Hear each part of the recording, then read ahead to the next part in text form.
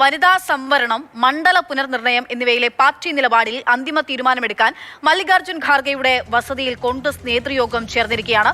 അല്പസമയത്തിനകം പ്രതിപക്ഷ പാർട്ടികളുടെ യോഗം ചേരും. പാർലമെന്റ് ഘടനയിൽ മാറ്റം വരുത്താനാണ് കേന്ദ്രം ശ്രമിക്കുന്നതെന്ന് ആണ് ആരോപണം. കേരളം, തമിഴ്നാട് അടക്കമുള്ള സംസ്ഥാനങ്ങൾക്കാണ് തിരിച്ചടിയെന്നും യോഗേന്ദ്ര യാദവ്.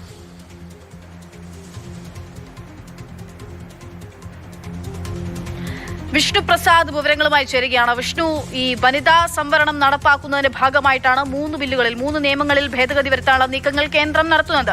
വനിതാ സംവരണത്തിനോട് ഞങ്ങൾ യോജിക്കുന്നു, പക്ഷേ നടപ്പാക്കുന്ന രീതിക്കെതിരെ എന്നുള്ളതാണ് ആദ്യഘട്ടം മുതലേ കോൺഗ്രസ് ഇതിനെതിരായിട്ടുള്ള ഉന്നയിക്കപ്പെടുന്ന പ്രധാനപ്പെട്ട ആരോപണം, വിമർശനം എന്ന് പറയുന്നത്. നിലവിൽ ഇതിനെതിരെ എങ്ങനെയാണ് മുന്നോട്ട് നീങ്ങുന്നത് കോൺഗ്രസ്? ഇപ്പോൾ നേതൃയോഗം എങ്ങനെ പുരോഗമിക്കുന്നു? അപ്പോൾ തന്നെ പ്രതിപക്ഷ പാർട്ടി യോഗം എപ്പോഴായിരിക്കും ഉണ്ടാവുക?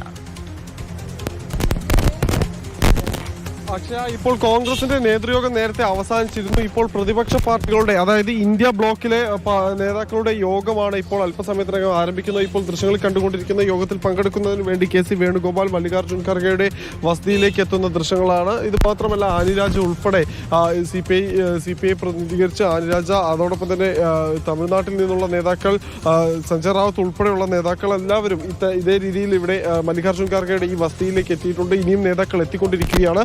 3 മണിക്കാണ് ഈ പ്രതിപക്ഷ പാർട്ടികളുടെ, ഇന്ത്യ മുന്നണിയിലെ പ്രതിപക്ഷ പാർട്ടികളുടെ യോഗം പറഞ്ഞിട്ടുണ്ടായിരുന്നത്. അപ്പോൾ ആ യോഗത്തിൽ പങ്കെടുക്കുന്നതിന് വേണ്ടിയാണ് എല്ലാ ഇന്ത്യ മുന്നണിയുടെ ഭാഗമായ നേതാക്കളും എത്തിക്കൊണ്ടിരിക്കുന്നത്. നമുക്ക് ദൃശ്യങ്ങളിൽ കാണാൻ കഴിയുന്നത് പോലെ ഓരോ നേതാക്കളായി എത്തിക്കൊണ്ടേയിരിക്കുകയാണ്. നിലവിലെ സാഹചര്യത്തിൽ ഈ പ്രതിപക്ഷ പാർട്ടികളുടെ ഒരു പിന്തുണ ഇല്ലാതെ, അല്ലെങ്കിൽ പ്രതിപക്ഷ പാർട്ടികളുടെ സഹകരണമില്ലാതെ ഈ ഭരണഘടനാ ഭേദഗതി ചെയ്യുന്ന ബില്ലുകൾ ലോക്സഭയിൽ പാസ്സാക്കി എടുക്കാനുള്ള ശേഷി NDAക്ക് ഇല്ല. അപ്പോൾ അതുകൊണ്ട് തന്നെയാണ് പ്രതിപക്ഷ പാർട്ടികളുടെ ഒരു പിന്തുണ ലഭിക്കുമെന്ന പ്രതീക്ഷ ഈ പ്രതിപക്ഷ കേന്ദ്ര സർക്കാരിനും BJP നേതാക്കൾക്കും ഉള്ളത്. പക്ഷേ ഈ പാർലമെന്റിൽ സ്വീകരിക്കേണ്ട അന്തിമ നിലപാട് എന്തായിരിക്കണമെന്ന് ചർച്ച ചെയ്യുന്നതിന് വേണ്ടിയാണ് ഇപ്പോൾ പ്രതിപക്ഷ പാർട്ടി നേതാക്കന്മാർ ഇപ്പോൾ യോഗം ചേരുന്നത്. ഇപ്പോൾ കപിൽ സിബൽ ഉൾപ്പെടെ ഈ യോഗത്തിൽ പങ്കെടുക്കുന്നതിന് വേണ്ടി മല്ലികാർജ്ജുൻ ഖർഗെയുടെ വസതിയിലേക്ക് എത്തുന്ന ദൃശ്യങ്ങളാണ് നമ്മൾ കണ്ടുകൊണ്ടിരിക്കുന്നത്. ഇതിന്റെ പ്രധാനപ്പെട്ട ഒരു വസ്തുത എന്ന് പറയുന്നത്, ഈ പ്രതിപക്ഷ നിരയിലെ കോൺഗ്രസ് ഉൾപ്പെടെയുള്ള 4 പ്രധാനപ്പെട്ട പ്രതിപക്ഷ പാർട്ടികൾ ഒന്നിച്ചു നിന്നാൽ തന്നെ, തൃണമൂൽ കോൺഗ്രസും DMKയും സമാജ്വാദി പാർട്ടിയും കോൺഗ്രസും ചേർന്ന് നിന്നാൽ തന്നെയും